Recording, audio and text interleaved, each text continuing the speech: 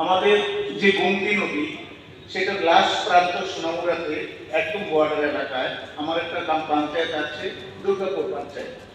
তো সেই বেড়িবাঁধের ভেতরে আমার প্রায় 150 থেকে 200 পরিবার আছে।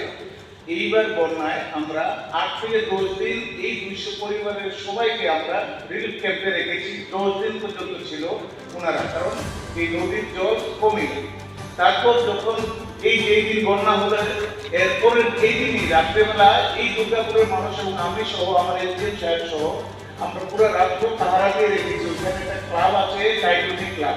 ওইটার কাজ দিয়ে নদীটা ভাঙার জন্য, এই যে আইটা ভাঙার জন্য প্রায় ভেঙে গিয়েছিল। যদি এসডিএম সাহেব এবং ডিপার্টমেন্টের ওনারা তৎপরতা না করতো, গ্রামবাসীরা তৎপরতা না করতো, যদি ভেঙে যেত তাহলে পুরো সোনামুড়া টাউনটাই জলের তলায় ডুবে যেত। যাই হোক, এখন যখন জল কমেছে মাননীয় স্পিকার স্যার, এখন ওই যে নদীর ভিতরে যে 150 থেকে 200 পরিবার, 4-5টা বাড়ি নদীর ভেঙে নদীতে চলে গেছে।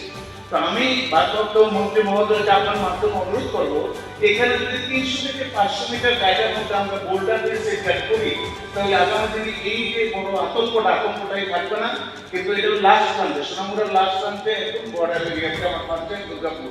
দয়া করে আপনার মাধ্যমে আমার মন্ত্রী মহোদয়কে অনুরোধ করবো, 3 থেকে 500 মিটার জায়গা যদি আমরা বোল্ডার দিয়ে রক্ষণাবেক্ষণ করি বা সেট করি, তাহলে আমাদের 150 থেকে 200 পরিবার আতঙ্ক থেকে বেঁচে যাবে আগামী। ধন্যবাদ। ঠিক আছে।